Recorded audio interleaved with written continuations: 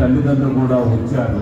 అంటే వాళ్ళ యొక్క ఆశయం ఏంటి అంటే పిల్లల యొక్క భవిష్యత్తు, పిల్లల యొక్క విద్య.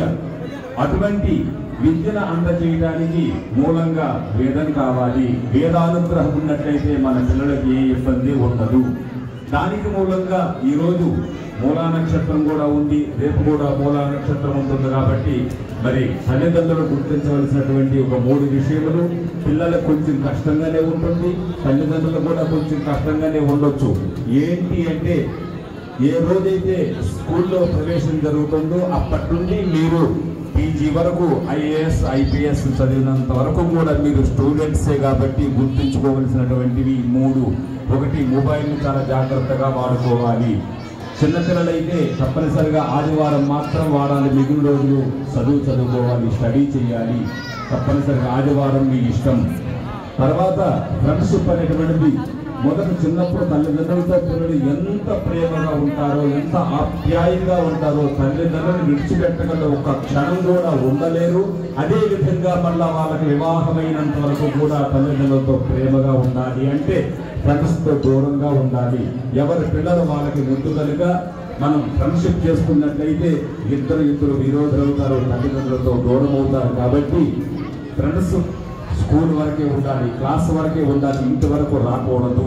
ఇది వైదిక సిద్ధాంతం. ఇది అర్థం చేసుకోవాలి. పిల్లలు లేకపోతే తల్లిదండ్రులు పిల్లలు పెద్దవాళ్ళు అయిన తర్వాత తిట్టడం ప్రారంభిస్తారు. తిట్టడం ప్రారంభించిన తర్వాత పిల్లలు ఫ్రెండ్స్ దగ్గరికి వెళ్తారు.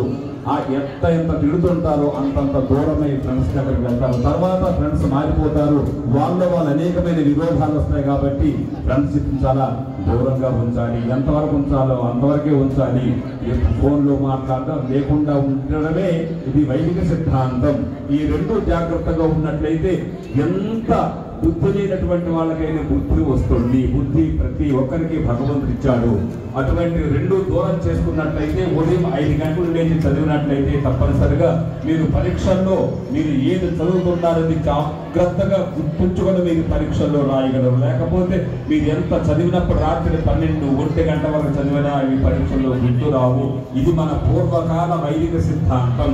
కాబట్టి తల్లిదండ్రులందరూ కూడా పిల్లలను జాగ్రత్తగా ఉంచుకోవాలన్నటువంటి సిద్ధాంతం మన ఆశ్రమం మీకు అందరికీ ఇటు SADP యూట్యూబ్ ఛానల్లో అనేకమైన దివ్య మంత్రములు ఇస్తున్నాం. కాబట్టి ఇప్పటికైనా తల్లిదండ్రులు అందరూ కూడా విని రుద్రం కావచ్చు, పురుష సూక్తం, శ్రీ సూక్తం, అనేకమైన దివ్య సూక్తములను మీకు అందజేస్తుంది కేవలం శ్రీ వేద భారతి పీఠం. మీ కొరకే ఈ ఛానల్ ప్రారంభించాం.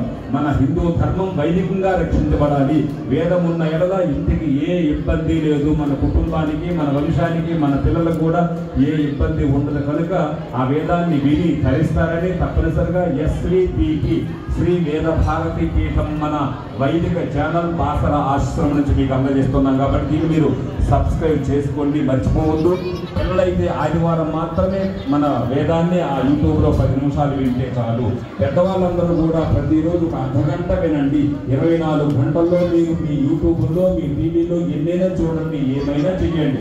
కానీ మన హిందూ ధర్మంలో పుట్టాం, సనాతన ధర్మంలో పుట్టాం. మనం వేదం రాకపోతే మనం చాలా కోల్పోతాం. తల్లిదండ్రులు